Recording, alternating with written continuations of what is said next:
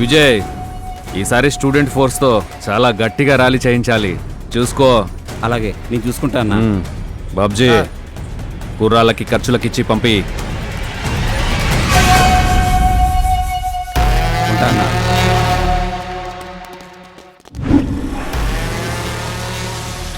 ఏం scientist? Sir, మీరు అనుకున్నది అయింది సార్. Pure uranium sir. వేరే ఆలోచన పెట్టుకోవద్దు. 200% సార్. సాధించాం scientist. Sir thank you sir. నీకు రావాల్సిన అమౌంట్ నీ అకౌంట్లో పడిపోద్ది.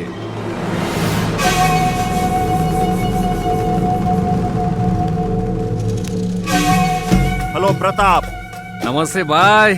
నీ మాటల్లో కుష్ కనిపిస్తోంది. మనం ఎన్నో రోజుల నుంచి వెయిట్ చేస్తుంది మన చేతికి వస్తే మాటలు ఇలాగే వస్తాయి బాయ్.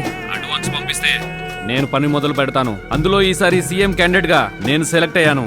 చూసుకోవాలి కదా, చాలా ఖర్చులున్నాయి. అమౌంట్ హవాలాలో తీసుకో. పని పూర్తవకపోతే హాయ్, ఆ మాట అక్కడే ఆపేయండి.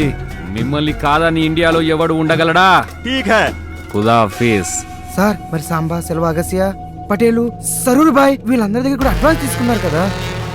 మరి కాన్బాయ్తో డీల్ మాట్లాడుకున్నారు. ప్రాబ్లం వస్తుందేమో. అయినా వాళ్ళని ఎలా మేనేజ్ చేయాలో నాకు తెలుసులే. ఈ కాన్బాయ్ ఇచ్చే 3,000 కోట్లతో సీఎం అవ్వడం కన్ఫర్మ్. అప్పుడు వాళ్ళే మన దగ్గరకు వస్తారు. సార్, దేశంలోనే వాళ్ళు ఎలాంటి వాళ్ళు మీకు బాగా తెలుసు. ఆలోచించుకోండి.